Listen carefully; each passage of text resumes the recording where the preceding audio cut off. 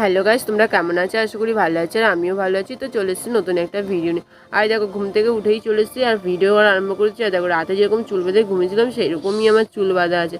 আর আমাকে কিন্তু একটা দিদিভাই বলেছিল যে আমাকে দুধারে বেনুনি করে চুল বেঁধে ভিডিও দিতে, মানে সারাদিনে একটা ব্লগ দিতে বলেছিল। বাট আমি এখনও করতে পারিনি সময় জন্য, তবে চেষ্টা করবো খুব তাড়াতাড়ি ভিডিওটা দেওয়া। তো যাই হোক, আর আজকে যাবো বাপের বাড়িতে। তো ঘুম থেকে যেহেতু হচ্ছে, বাসি গাছ তো অনেক রয়েছে। তো চলো, বাপের বাড়িতে যাওয়ার আগে আমি ঘরের তো সব কাজগুলো সারতে হবে না। তো চলো, ঘরের সব কাজগুলো সেরে নিই, তারপর তোমাদেরকে আবার দেখাচ্ছি। তারপরে দেখো গাইস, আমরা বেরিয়ে পড়েছি আর আমরা যাচ্ছি এখন। আজকে মানে ফার্স্ট টাইম তোমাদের পুচকু ভ্যানে করে মামা বাড়িতে যাবে।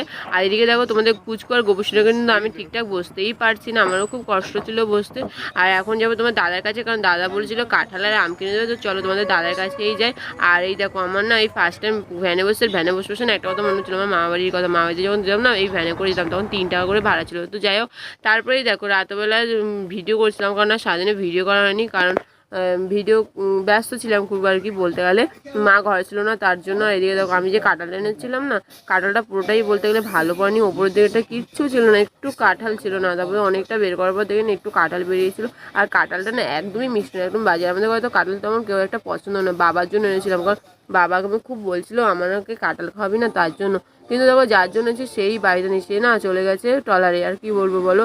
তারপরে দেখো, আর সাথে নিয়েছিলাম এই চৌষা আম। এই আমগুলো না খুবই মিষ্টি হয় জানো, আর আমার তো এই আমগুলো খুব ফেভারিট। তো যাই হোক, আজকের ভিডিও এর মধ্যে, ভিডিও যদি ভালো লাগে লাইক করো, কমেন্ট করো, শেয়ার করো, আমার চ্যানেল নতুন সাবস্ক্রাইব করো।